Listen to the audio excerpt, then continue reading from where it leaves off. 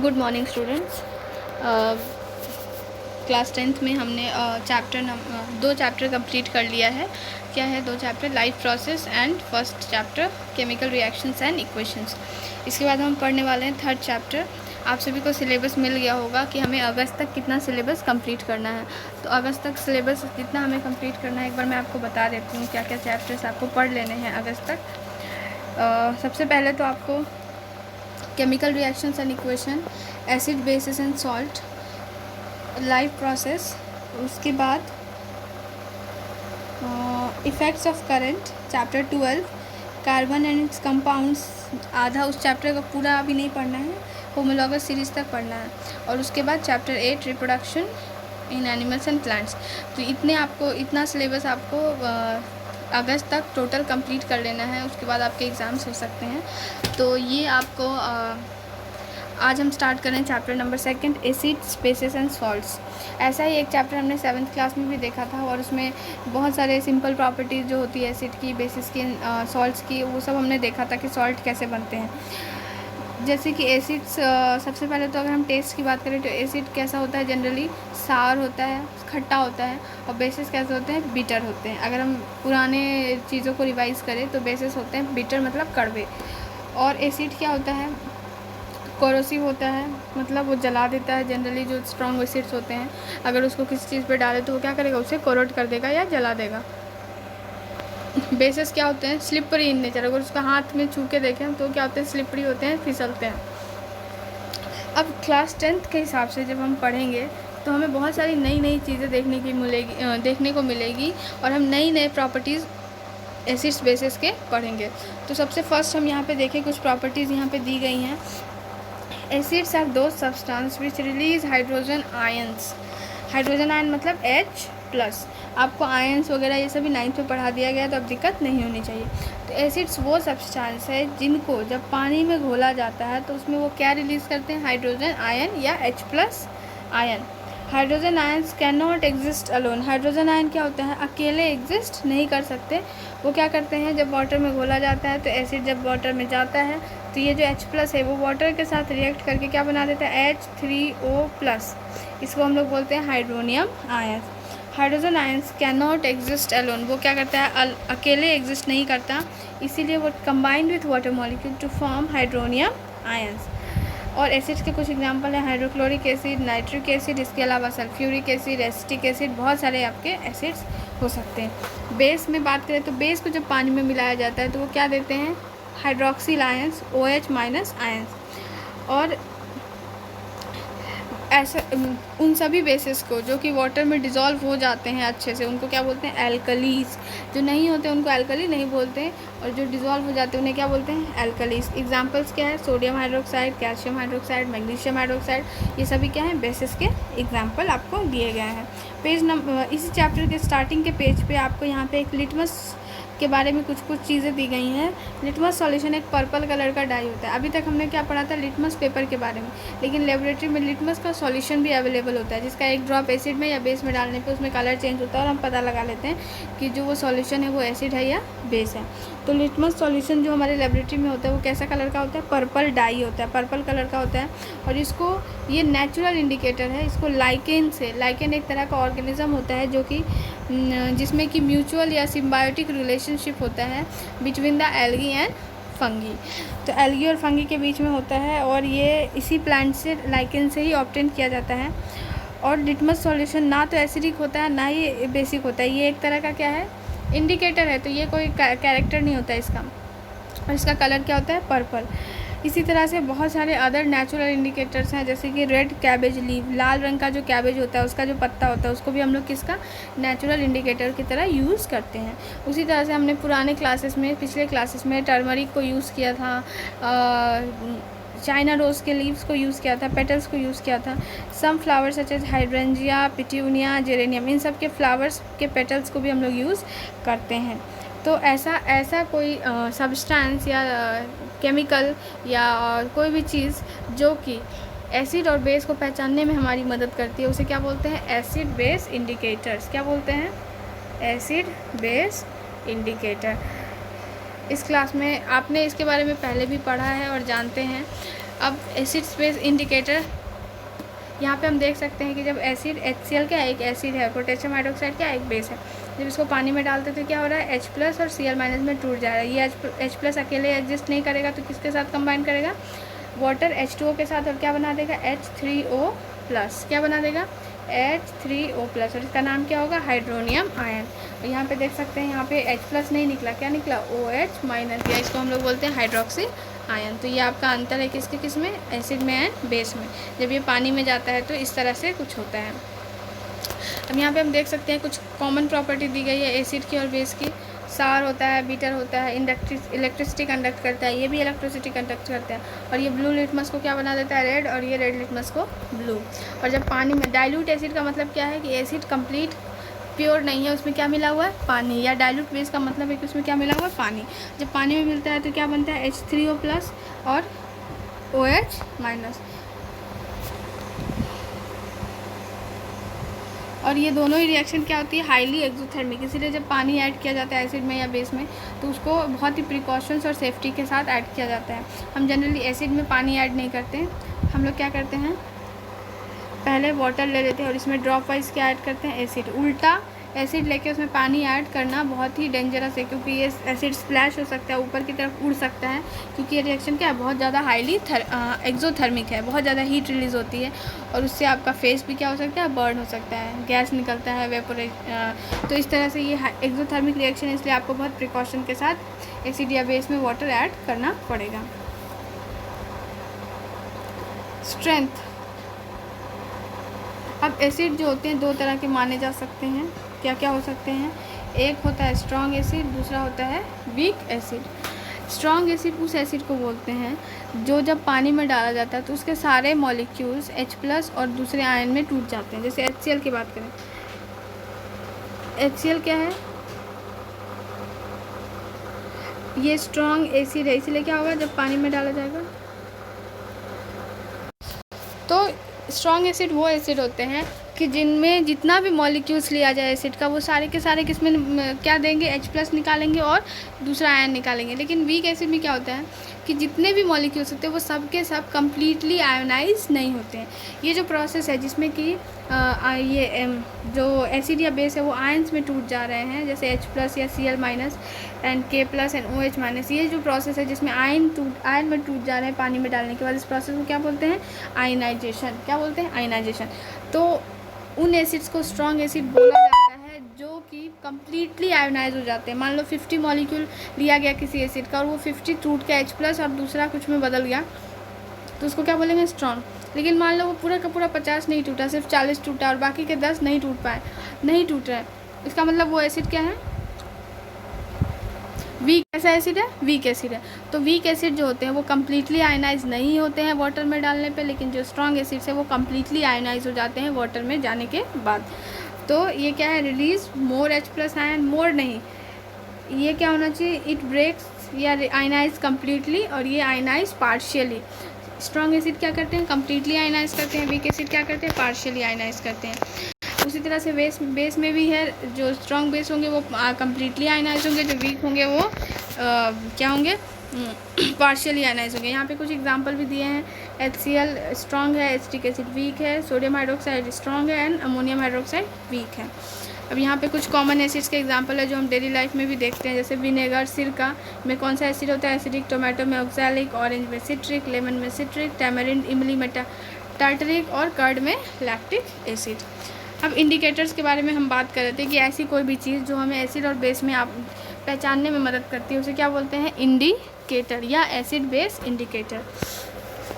तो substances that tell us whether a substance is acidic और basic by change in colour, या तो colour change हो जाए या स्मेल चेंज हो जाए, कोई भी स्मेल या कलर के द्वारा जो चेंज है उसके हेल्प से हम पता लगा सकते हैं कि वो एसिड है या बेस है, तो उसे हम क्या बोलेंगे, एसिड बेस इंडिकेटर।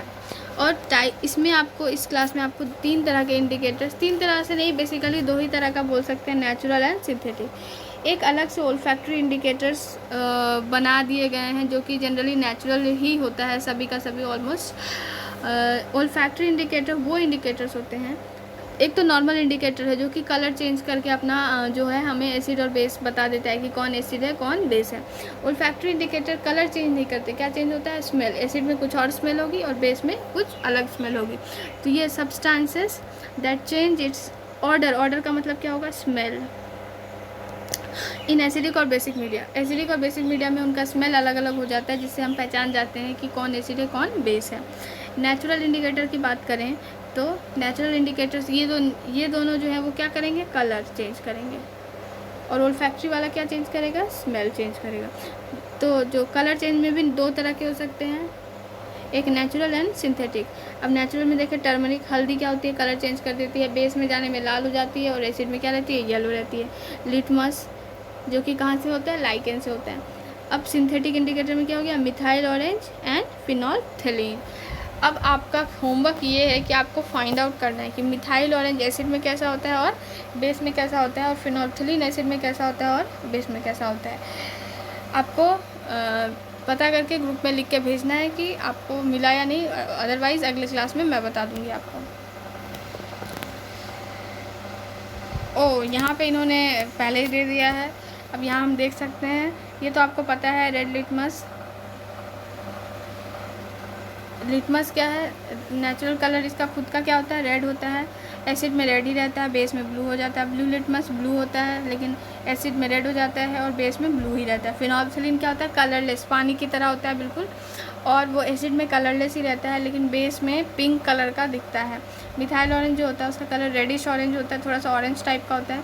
एसिड में कंप्लीट रेड हो जाता है और बेस में येलो हो जाता है। तो ये चार्ट आपको याद रखना है। कई बार पूछा जाता है कि मिथाइल ऑरेंज में जब ये सब्सटेंस डाला गया तो रेड कलर हो गया, वेदर वो सब्सटेंस इज एसिडिक और बेसिक। तो अगर आपको पता होगा कि वो एसिड में रेड होता है तभी आप बता पाएंगे कि जो सब्सटेंस है वो एसिडिक है या बेसिक है। तो ये तो हो गई इंडिकेटर की बात। यहाँ पे आप लिटमस टेस्ट देख सकते हैं। यहाँ हम देख रहे हैं कि ब्लू लिटमस रेड हो रहा है, मतलब ये क्या है? एसिड है। और इसमें रेड लिटमस ब्लू हो रहा है, मतलब ये क्या है? बेस है। Litmus paper turns red when dipped in acidic solution. और जब ये ब्लू हो जाता है जब किस में डाला जाता है? अल्कलाइन सॉल्यूशन में डाला जाता है। अब ये तो आपका हो गया इंट्रोडक्शन कि एसिड बेस क्या होते हैं, उनकी प्रॉपर्टीज़ क्या होती है, उनको पानी में डालने पे क्या होता है, उन आयनाइजेशन कैसे होता है। अब हमें पढ़ना है जो मेन इस चैप्टर का टॉपिक है वो क्या है? Chemical properties of acid and base. क्या है? Chemical properties of acids and bases. इसमें आपको कुछ रिएक्शन पढ़नी है। सबसे पहले अगर हम इसका समरी देखें तो क्या है? Acids and bases in laboratory. इसमें तो आपको सिंपल बताया गया इंडिकेटर्स के बारे में और उसकी क्या प्रॉपर्टीज़ होती हैं और वो कैसे आयनाइज करता है। तो ये first step acids and bases in laboratory, ये उतना कुछ बहुत बड़ा नहीं है। हाँ, एक चीज़ जो आपको डिस्कस करना है मुझे, बात करते हैं ऑल्फैक्टरी इंडिकेटर्स के एग्जाम्पल की। यहाँ पे इन्होंने एग्जाम्पल नहीं लिखा है, इसमें आप लिख लेंगे वैनिला, अनियन, प्याज एंड वनीला एक फ्लेवर होता है जो कि कई आइसक्रीम केक वगैरह में भी डाल के उसको अलग टाइप का एक फ्लेवर दिया जाता है। वनीला जो होता है एक फूल से निकाला जाता है। कौन से फूल से? ऑर्किड फ्लावर से। वनीला एसेंस या वनीला फ्रेगरेंस, तो वो लिक्विड जो होता है वो उसमें स्मेल भी, उसकी स्मेल भी चेंज हो जाती है। और तीसरा क्लोव, लौंग। इन सभी की जो स्मेल होती है, जो प्याज की एक अपनी स्मेल होती है, आपको पता है, आप प्याज सूंघ के पहचान लेंगे कि ये प्याज है या क्या है। और लौंग की भी एक अपनी स्मेल होती है, वैनिला की भी एक अपनी स्मेल होती है। इन तीनों में जब एसिड डाला जाता है तो क्या होता है? एसिड में इसकी स्मेल चेंज नहीं होती, कुछ भी नहीं होता, जैसा है वैसा रहता है। लेकिन बेस में डालने पे इनकी स्मेल गायब हो जाती है। मतलब अगर प्याज को अगर आप बेस में डुबा दें तो आपको पता ही नहीं चलेगा कि वो प्याज है कि नहीं, उसकी कोई खुशबू नहीं आएगी। जो उसका ऑर्डर है, स्मेल है, वो क्या हो जाएगा? ख़त्म हो जाएगा। क्लोव में भी वैसे ही होता है और वनीला का भी सेम टू सेम आपका चेंज हो जाता है स्मेल। तो अगर हमने प्याज को दो चीज़ों में डिबाया है, एक से स्मेल आ रही है, एक से नहीं आ रही है, तो हम देखेंगे जिससे नहीं आ रही है वो क्या है? बेस है, और जिससे आ रही है वो क्या है? एसिड है। तो ये आपका हो गया first topic, acids and bases in the laboratory. अब नेक्स्ट है हमें कुछ रिएक्शंस देखनी है। क्या क्या रिएक्शन देखनी है? तो यहाँ पे देखो, यहाँ पे इन्होंने सब समराइज कर दिया है। एसिड का रिएक्शन देखना है मेटल के साथ।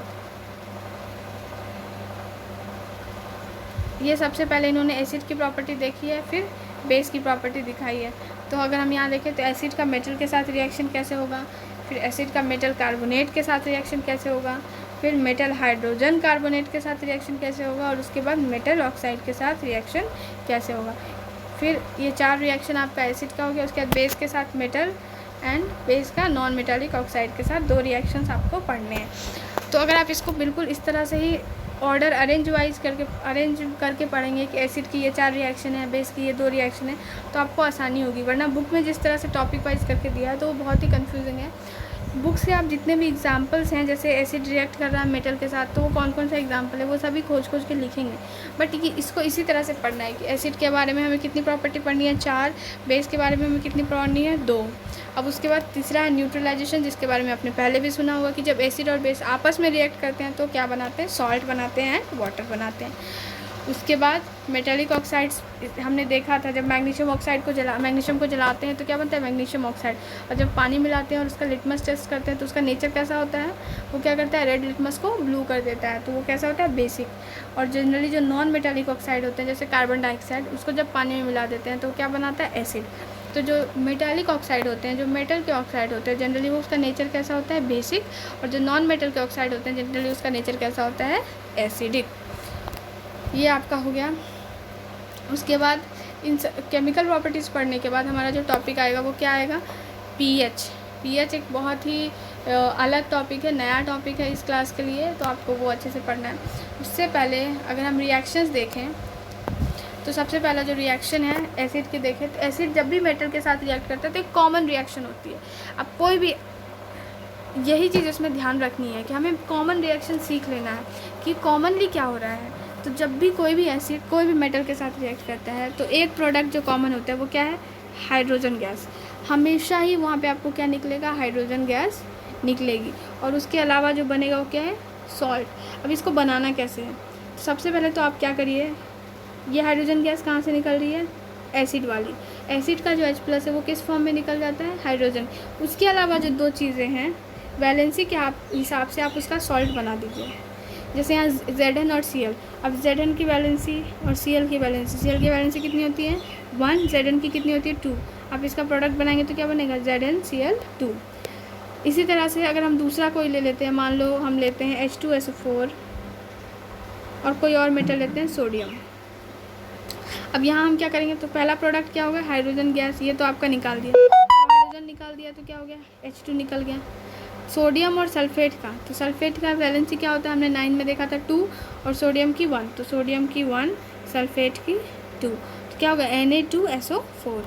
इस तरह से आपको ये कॉमन रिएक्शन सीखना है। तो जब भी एसिड और मेटल रिएक्ट करेंगे तो क्या क्या बनेगा, सॉल्ट एंड हाइड्रोजन गैस। ये चेंज नहीं होगा, बस सॉल्ट अलग अलग होता जाएगा, हाइड्रोजन तो सेम टू सेम वही रहेगा जो पहले है। तो सॉल्ट और हाइड्रोजन गैस में कोई चेंज नहीं आने वाला है, कॉमन रिएक्शन है। आप किसी भी तरह के रिएक्शन को आराम से अपने से लिख सकते हैं, बस उस एसिड में से हाइड्रोजन हटा देना है और बाकी जो चीज़ें बच गई हैं उनको मिला के क्या बना देना है, सॉल्ट। लेकिन एक ही चीज़ का ख्याल रखना है, किस चीज़ का, वैलेंसी का। ठीक है, किस चीज़ का ख्याल रखना है, तो थोड़ा सा वैलेंसी और ये सभी सिंबल वाला चैप्टर अगर किसी को अच्छे से नहीं याद है तो उसको अच्छे से वापस देखना है, ताकि आप यहाँ पे रिएक्शंस आसानी से करा पाएँ।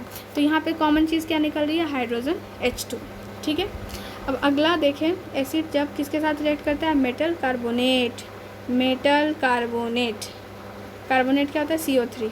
अब मेटल कार्बोनेट, यहाँ भी ये भी रिएक्शन बहुत आसान है। जब भी कोई एसिड मेटल कार्बोनेट ही नहीं, ये दोनों को एक साथ पढ़ सकते हैं, या तो मेटल कार्बोनेट या तो मेटल हाइड्रोजन कार्बोनेट के साथ जब एसिड रिएक्ट करता है तो 2 प्रोडक्ट हमेशा कॉमन दिखेंगे। आपको कुछ आए चाहे नहीं आए, वो आपको आंख बंद करके प्रोडक्ट में लिखना है, क्या, CO2 एंड H2। क्या निकलेगा, वाटर निकलेगा एंड कार्बन डाइऑक्साइड। उसके अलावा जो तीसरी चीज़ है वो क्या निकलेगी, सॉल्ट। फर्स्ट वाला क्या था, एसिड प्लस मेटल, क्या निकला, सॉल्ट प्लस हाइड्रोजन गैस।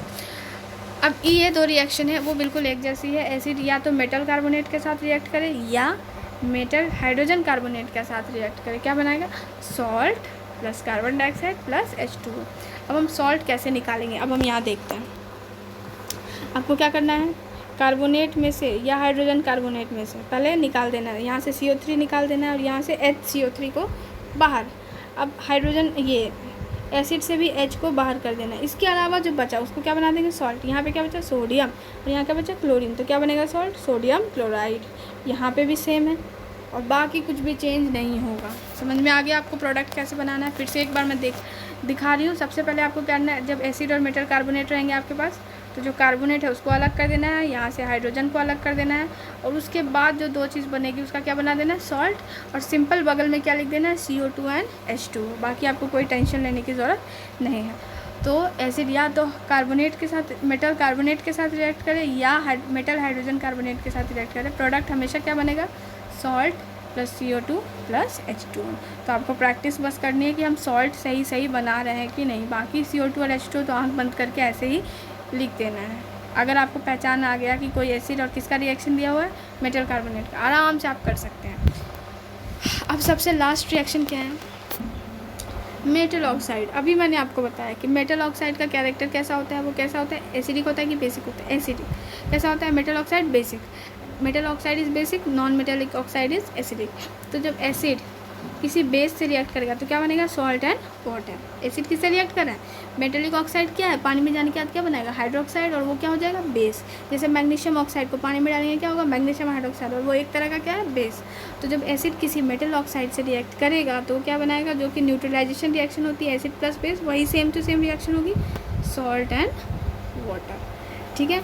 तो फर्स्ट रिएक्शन में हमने क्या देखा, जब एसिड मेटल के साथ रिएक्ट करता है तो क्या बनेगा, सॉल्ट प्लस हाइड्रोजन। आपको प्रैक्टिस करनी है कि सॉल्ट कैसे बनाना है। कैसे बनाना है, जो एसिड है उसमें से आप H निकाल देंगे, उसके अलावा जो बाकी चीज़ बची है उसको क्या बना देंगे, सॉल्ट। कार्बोनेट के केस में क्या करेंगे, कार्बोनेट निकाल देंगे, हाइड्रोजन निकाल देंगे, यहाँ से हाइड्रोजन निकाल देंगे, हाइड्रोजन कार्बोनेट निकाल देंगे, बाकी जो बचेगा उसका क्या बना देंगे, सॉल्ट। यहाँ पे भी सेम है, यहाँ देखें, यहाँ से ऑक्सीजन निकाल देंगे, यहाँ से हाइड्रोजन निकाल देंगे, और बाकी जो बचेगा उसको क्या बना देंगे, सॉल्ट, और क्या निकलेगा, वाटर। ये H और O मिलकर क्या बनाएगा, वाटर। तो ये बहुत ही आसान है, इसको प्रैक्टिस करिए। अगला वही है आपका बेस की प्रॉपर्टी। बेस में आपको ज़्यादा टेंशन नहीं लेनी है, दो ही चीज़ें पढ़नी है। क्या है, बेस प्लस मेटल, इसमें कोई अंतर नहीं आता है। जनरली बहुत कम बेस जो होते हैं मेटल के साथ रिएक्ट करते हैं, उसका एक एग्जाम्पल है, बस ये एक्सेप्शन है जो कि यहाँ पे दिया गया है, ये आपको याद करना है। एक और इस तरह से मिलेगा, सोडियम एल्यूमिनेट, एल्युमिनियम हाइड्रोक्साइड भी रिएक्ट करते हैं, तो वो भी हो सकता है। तो दो एग्जांपल्स आपको देखने को मिलेंगे। तो यहाँ पे देखिए, सोडियम हाइड्रोक्साइड जब जिंक के साथ रिएक्ट कर रहा है तो मैंने क्या बताया था, यहाँ से क्या निकाल देंगे, OH, और ये Na और Z क्या निकलेगा, हाइड्रोजन अलग से निकल जाएगा, और बाकी सब मिला के क्या बन जाएगा, सॉल्ट। Na2ZnO2 क्या बनेगा, सोडियम जिंकेट। बिल्कुल सेम रिएक्शन जैसे acid plus metal, salt plus hydrogen, यहाँ भी है base plus metal, salt plus hydrogen. तो हाइड्रोजन निकाल के बाकी जो चीज़ें हैं उसको क्या बनाना है, सॉल्ट। वैसे इसमें आपको ज़्यादा रिएक्शन देखने को नहीं मिलेगी, तो बेस के साथ जो भी मेटल का एक दो रिएक्शन है उसको आप ढंग से याद कर लें, क्योंकि इसका प्रोडक्ट थोड़ा सा अलग टाइप का होता है, इसीलिए आप इसको याद कर लें तो ज़्यादा अच्छा है। ये दो ही रिएक्शन मिलती हैं, एक ये है और एक सोडियम एल्युमिनेट होता है। उसके बाद दूसरा रिएक्शन क्या है, base plus non metallic oxide. ये क्या होता है, अब base plus non metallic oxide का मतलब क्या है, नॉन मेटालिक ऑक्साइड याद करिए कि कैसा कैरेक्टर होता है, एसिड। तो जब एसिड और बेस रिएक्ट करेंगे तो क्या बनेगा, सॉल्ट एंड वाटर। बहुत ही आसान है। कैल्शियम हाइड्रोक्साइड बेस है, कार्बन डाइऑक्साइड क्या है, कार्बन क्या है, नॉन मेटल है, नॉन मेटल का ऑक्साइड है। अब इसमें करना क्या है, यहाँ से ऑक्साइड निकाल दीजिए और यहाँ से हाइड्रोक्साइड निकाल दीजिए, और इन दोनों को क्या बना दीजिए, वाटर। और बाकी का बचा कैल्शियम कार्बोनेट, क्या बन जाएगा, हाँ। तो base plus non metallic oxide से क्या निकलेगा, वाटर निकल जाएगा, और क्या बन जाएगा, एक सॉल्ट। तो वाटर तो आपको अपने आप ला के रख देना है, और इन दोनों से क्या बना देनी है, ये OH2 यहाँ से निकल जाएगा, और बाकी का क्या बन जाएगा, सॉल्ट, कैल्शियम कार्बोनेट। सबसे लास्ट रिएक्शन क्या है, जब एसिड और बेस आपस में रिएक्ट करते हैं उस रिएक्शन को क्या बोलते हैं, neutralization reaction. Acid and bases react with each other to produce salt and water. जब एसिड और बेस आपस में रिएक्ट कर रहे हैं तो क्या बना रहे हैं, सॉल्ट एंड वाटर। तो इस तरह की आपको तीन रिएक्शन मिली, कौन कौन सी, एसिड जब मेटालिक ऑक्साइड के साथ रिएक्ट करता है तो क्या बनाता है, सॉल्ट एंड वाटर। एसिड जब बेस जब नॉन मेटालिक ऑक्साइड के साथ रिएक्ट करता है तो क्या बनाता है, सॉल्ट एंड वाटर। और एसिड और बेस जब आपस में रिएक्ट करते हैं तो क्या बनाते हैं, salt and water. HCl NaOH, H और OH मिलकर क्या बन गया, वाटर, और NaCl क्या बन गया, salt. Salt is obtained when hydrogen of acid is replaced by metal, और इसमें प्रोडक्ट क्या बनता है, salt. Salt example sodium chloride, sodium sulphate, ये सभी क्या है, सॉल्ट है, जिसमें ना तो H+ है ना ही OH-, वो तीसरा सब्सटेंस क्या है, सॉल्ट। अब ये हमने पहले देख लिया था मेटालिक ऑक्साइड कैसा होता है बेसिक, नॉन मेटालिक ऑक्साइड कैसा होता है एसिडिक, क्योंकि इन दोनों को जब पानी में घोलकर लिटमस टेस्ट करेंगे तो हमें ये पता चल जाएगा। अब नेक्स्ट क्लास में हम पढ़ेंगे पीएच के बारे में। तो यहाँ तक आपको अच्छे से प्रैक्टिस कर लेनी है, हर एक रिएक्शन कैसे करवा रहे हैं, और कोशिश करिए कि आप एक्सरसाइज इंटेक्स भी साथ साथ करते जाएं, और जो दूसरे बुक्स है उसमें प्रैक्टिस रिएक्शंस की करते जाइए, बैलेंस करने का, यहाँ पे आपको रिएक्शन कराने का कि ऐसे रिएक्ट करें तो क्या हो रहा है, ये सभी चीज़ें आपको करती रहनी है।